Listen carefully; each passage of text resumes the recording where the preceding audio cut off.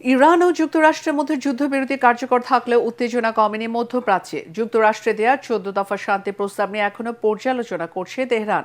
এর মধ্যেই হরমুজ প্রণালীতে বাড়ছে মার্কিন সামরিক উপস্থিতি।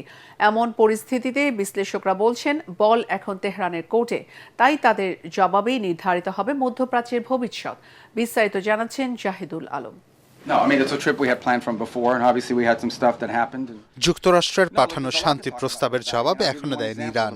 মার্কিন পররাষ্ট্রমন্ত্রী মার্কো রুবিও বলেছেন তেহরানের উত্তরের অপেক্ষায় আছে ওয়াশিংটন। ইরানের পররাষ্ট্র মন্ত্রণালয় জানিয়েছে ইরানের জন্য উপযুক্ত সময়ে এই প্রস্তাবের জবাব দেয়া হবে।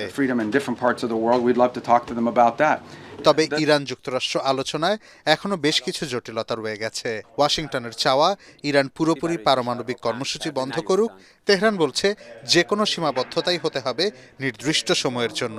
এছাড়া সমৃদ্ধ ইউরেনিয়াম মজুদ, নিষেধাজ্ঞা প্রত্যাহার, ক্ষতিপূরণ এবং হরমুজ প্রণালীতে জাহাজ চলাচল নিয়েও দুপক্ষের অবস্থান এখনো বিপরীতমুখী। এরই মাঝে রাশিয়ার প্রেসিডেন্ট ভ্লাদিমির পুতিন জানিয়েছেন ইরানের সমৃদ্ধ ইউরেনিয়াম রাশিয়ায় হস্তান্তর ও সংরক্ষণে প্রস্তুত রয়েছে মস্কো। এমনই থমথমে পরিস্থিতির মাঝে মধ্যপ্রাচ্যে সামরিক উপস্থিতি বাড়াচ্ছে যুক্তরাজ্য ও ফ্রান্স। ব্রিটেন জানিয়েছে হরমুজ প্রণালীতে আন্তর্জাতিক জাহাজ চলাচল সুরক্ষায় রয়্যাল নেভির যুদ্ধজাহাজ HMS ড্রাগন মোতায়েন করা হচ্ছে। আর ফ্রান্স লোহিত সাগরে পাঠিয়েছে শার্ল দ্য গল বিমানবাহী রণতরী। বিশ্লেষকরা বলছেন যুদ্ধবিরতি এখনো কার্যকর থাকলেও পরিস্থিতি খুবই নাজুক।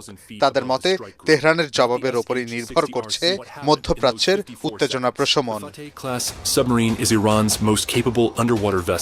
Zahidul Alam, ATN Bangla. Diesel electric propulsion that, on battery power alone